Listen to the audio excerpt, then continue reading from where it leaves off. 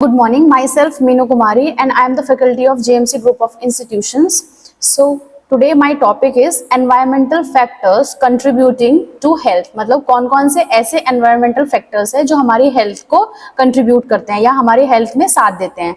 First of all, water, पानी जो हमारी जिंदगी के लिए सबसे इंपॉर्टेंट होता है. तो वाटर क्या होता है? Water is a clear, colourless, tasteless and odourless liquid होता है. मतलब कि वो साफ होता है, उसका कोई कलर नहीं होता, उसका कोई टेस्ट नहीं होता और उसकी कोई स्मेल नहीं होती, बस एक लिक्विड फॉर्म में होता है. That is essential for all the living beings, जो कि बहुत जरूरी होता है सभी लिविंग, मतलब हम जैसे लोगों के लिए, एनिमल्स के लिए, प्लांट्स के लिए क्या होता है? वाटर बहुत जरूरी होता है. It is necessary for the survival. हमारे जिंदा रहने के लिए पानी बहुत जरूरी है. हमारी हेल्थ के लिए और हमारी हाइजीन के लिए पानी होना बहुत जरूरी है. This is about water.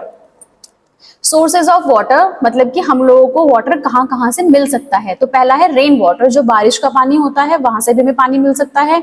Surface water की बात करें, मतलब जैसे सरफेस जो होता है, सरफेस के ऊपर पानी कहाँ से मिलता है? जैसे रिवर हो गया, नदियां, लेक्स हो गई हैं, छोटी छोटी झील हो गई हैं, पोन्स हो गई हैं, ये सारी की सारी हमें क्या है? सरफेस वाटर, जो हमें वाटर प्रोवाइड करते हैं. नेक्स्ट है ग्राउंड वाटर, मतलब कि पानी को जब हम खोद के निकालते हैं उसको हम लोग बोलते हैं ग्राउंड वाटर. जैसे कि वेल्स और बोरवेल्स, जैसे हमारा समरसेबल होता है और जो हमारे पुराने टाइम में कुएं होते थे, तो वहां से हमें क्या मिलता है? पानी मिलता है. म्युनिसिपल वाटर सप्लाई की अगर बात करते हैं, treated and piped to homes. मतलब आजकल क्या है, म्युनिसिपल लोग जो होते हैं, जो म्युनिसिपल कॉर्पोरेशन वाले लोग होते हैं, उन लोगों ने क्या करा है? वाटर हम लोग को सप्लाई करना शुरू कर दिया हमारे ही घर के पाइप्स में, टंकी में. हम लोग जो टंकी रखवा लेते हैं वहां से भी हमें क्या मिलता है? पानी मिलता है. Next, characteristics of safe and wholesome water, मतलब कौन जो एक साफ पानी होता है, सही पानी होता है, उसके कौन कौन से कैरेक्टरिस्टिक्स होते हैं. तो क्लीन और क्लियर होता है वो पानी, उसमें कोई स्मेल नहीं होती, नो स्मेल और बैड टेस्ट, उसका कोई टेस्ट जो होता है वो गंदा नहीं होता है. Free from germs, dirt and harmful chemicals, मतलब वो जो पानी होता है वो जर्म से फ्री होता है, गंदगी से फ्री होता है और हार्मफुल केमिकल से फ्री होता है. Suitable for drinking and cooking, हमारा खाना बनाने के लिए और पीने के लिए क्या होता है? सूटेबल होता है, जो पानी साफ होता है और सेफ होता है हमारे लिए. Should be cause disease, should not cause disease, और वो जो पानी होता है साफ होता है, क्लियर होता है, उसमें कोई स्मेल नहीं होती, जर्म फ्री होता है, कोई डर्ट नहीं होती, कोई हार्मफुल केमिकल नहीं होता, वो क्या होता है? हमारी हेल्थ के लिए, हमारी सेहत के लिए भी अच्छा होता है. तो ये क्या है? Characteristics of safe and wholesome water. Next, uses of water. अगर हम बात करें कि पानी का क्या क्या यूज है, तो पहला है ड्रिंकिंग एंड कुकिंग, पीने के लिए और खाना बनाने के लिए. बाथिंग एंड क्लीनिंग, घर की साफ सफाई करने के लिए और नहाने के लिए. वॉशिंग क्लोथ्स एंड यूटेंसिल्स, बर्तन धोने के लिए और कपड़े धोने के लिए.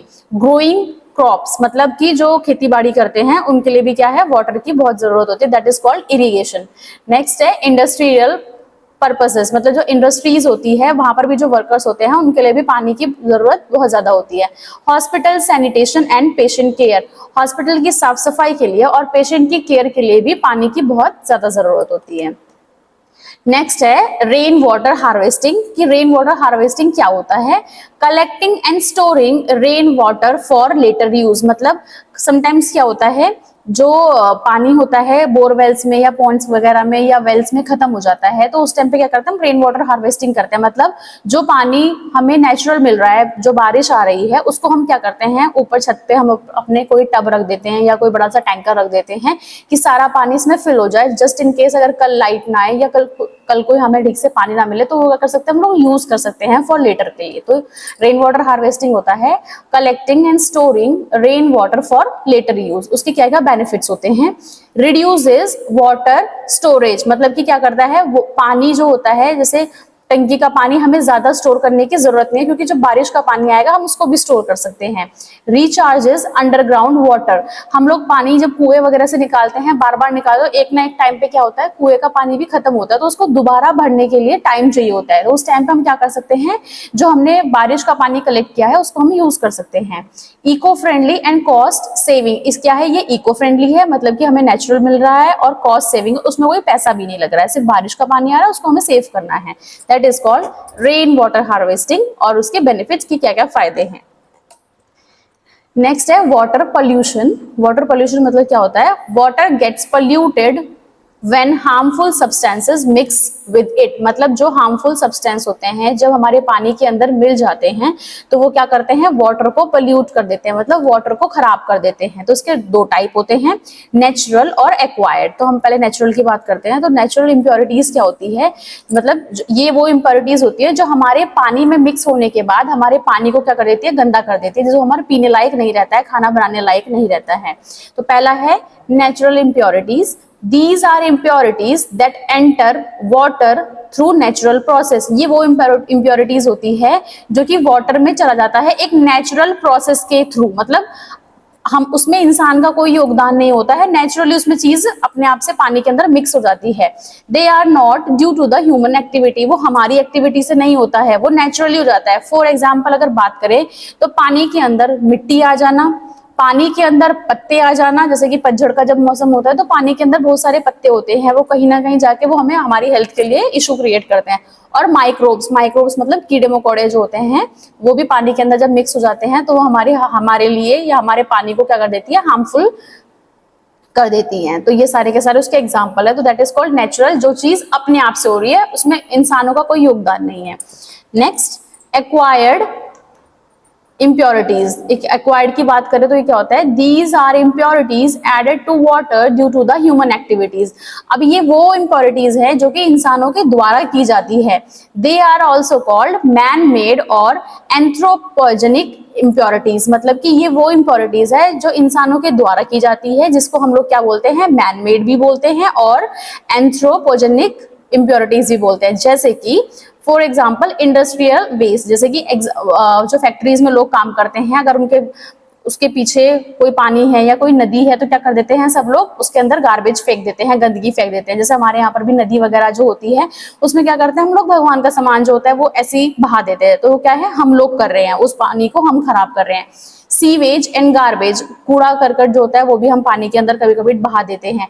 पेस्टिसाइड्स एंड फर्टिलाइजर, जो हमारे हार्मफुल केमिकल्स होते हैं, जो खेती बाड़ी में जो लोग काम करते हैं, तो खेत में अगर वो पेस्टिसाइड्स और फर्टिलाइजर्स का यूज कर रहा है तो वो पानी को भी हमारे क्या कर रहा है, खराब कर रहा है। तो ये क्या होती है, मैन मेड होती है, जिसमें कि हमारे द्वारा चीजों को खराब किया जाता है।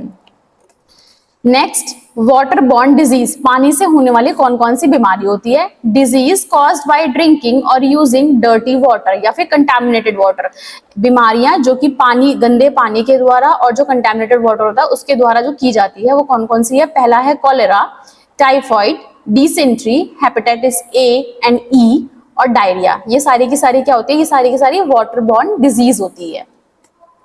Next, water purification method. अब जो वाटर खराब हो गया है उसको प्योरीफाई करने के लिए कौन कौन से जो मेथड्स होते हैं हम पढ़ते हैं। तो पहले पढ़ते हैं वाटर प्योरिफिकेशन क्या होता है। Water purification is the process of removing impurities and harmful substances from the water to make it safe for drinking and domestic use। Water purification क्या होता है कि वो एक ऐसी प्रोसेस होती है जिसमें कि हम लोग हार्मफुल जितने भी इम्प्योरिटीज होते हैं, जितने भी सब्सटेंस होते हैं, उनको क्या कर देते हैं, रिमूव कर देते हैं, ताकि वो हमारे पीने के लिए और खाने के लिए क्या हो जाए, खाना बनाने के लिए सेफ हो जाए। That is called water purification method. अब प्योरिफिकेशन हेल्प्स रिमूव, जब हम प्योरीफाई कर रहे हैं पानी को तो वो क्या क्या चीजें पानी में से निकालता है, जैसे कि गंदगी और मिट्टी, डर्ट और सैंड को निकालता है वो, माइक्रो ऑर्गेनिजम्स को निकालता है जैसे कि बैक्टीरिया और वायरसेस को, हार्मफुल जो केमिकल्स होते हैं प्योरिफिकेशन के मेथड के थ्रू जो केमिकल्स होते हैं उनको भी रिमूव कर जाता है, और जो पानी का बैड टेस्ट और स्मेल होता है वो भी प्योरिफिकेशन के थ्रू क्या किया जाता है, आउट किया जाता है पानी के अंदर से। Next, water purification is done on 2 levels. अब वाटर प्योरिफिकेशन को भी क्या करते हैं, 2 लेवल पे करते हैं। तो पहला है small scale, that is called house hold level. Small scale क्या होता है, जो हम खुद अपने आप से कर सकते हैं, यूजेस इन होम्स, जो हमारे घर में यूज करते हैं, गांव में यूज करते हैं और स्कूल्स में यूज करते हैं। तो मेथड जो पहला है वो क्या करते हैं, बॉइलिंग, वो हम घर पे भी कर सकते हैं। इससे क्या होता है, जितने भी माइक्रो ऑर्गेनिजम्स होते हैं वो मर जाते हैं, इजी है और इफेक्टिव भी है, मतलब कि उसमें कोई पैसा भी नहीं लग रहा है, और क्या कर रहा है, इफेक्टिव भी, जितने भी हार्मफुल ऑर्गेनिजम्स है वो सारे के सारे मर जा रहे हैं। Water used be boiled for 10 to 15 minutes, जो हमारा बॉइलिंग का टाइम होता है, अगर हम किसी पानी को प्योरीफाई कर रहे हैं तो वो कम से कम 10 से 15 मिनट के लिए हमें क्या करना चाहिए, प्योरीफाई करना चाहिए। Next, filtration.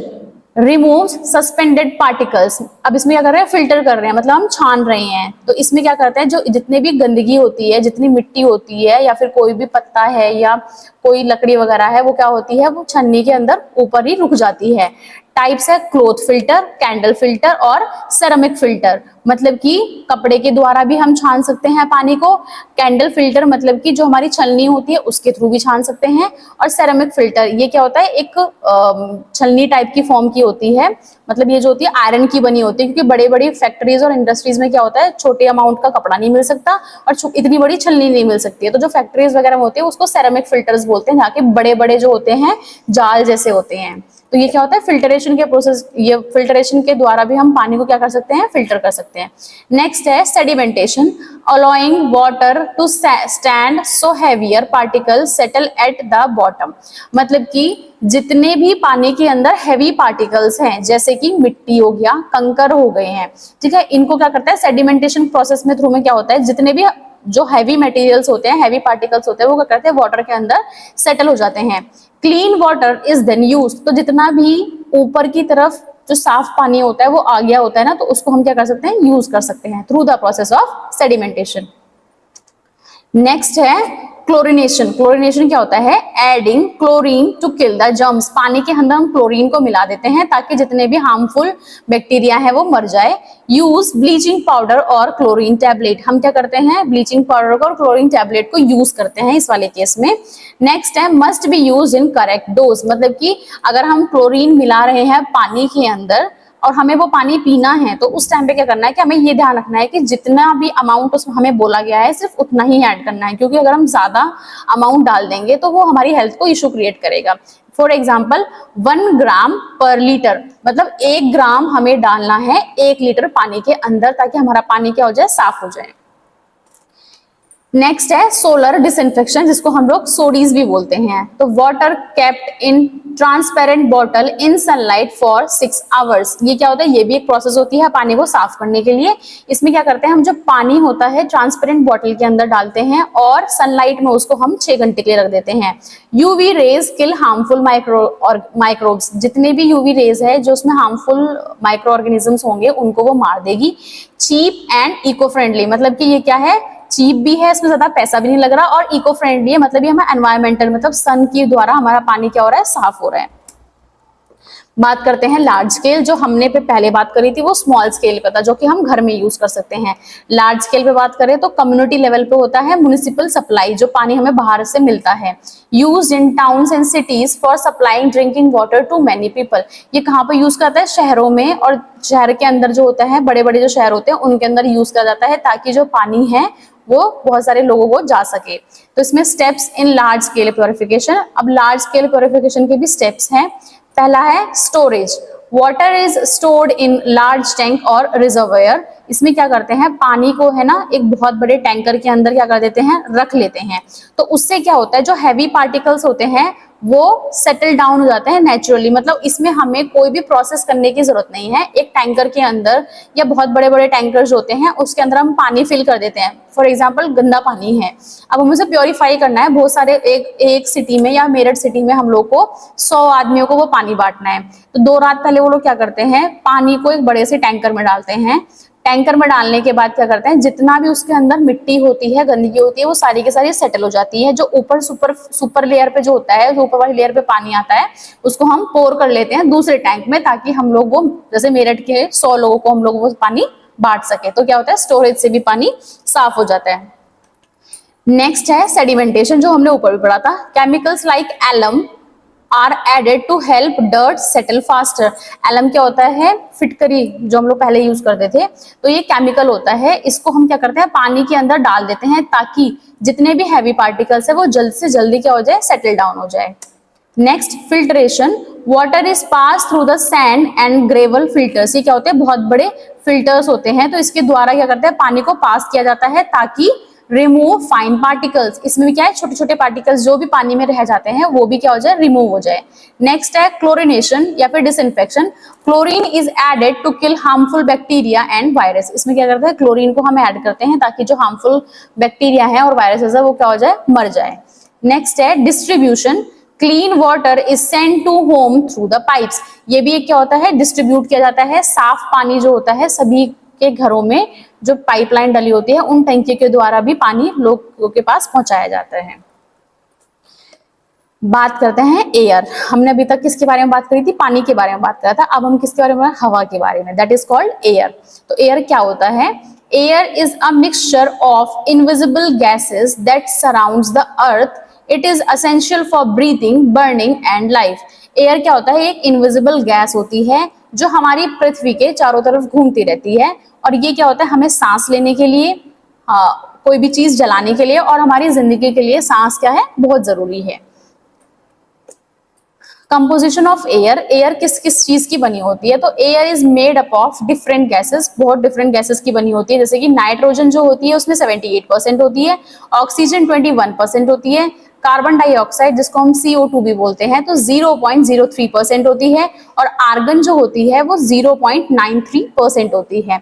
अदर गैसेस की बात करें तो स्मॉल अमाउंट्स में होती हैं, जैसे कि हीलियम और हाइड्रोजन।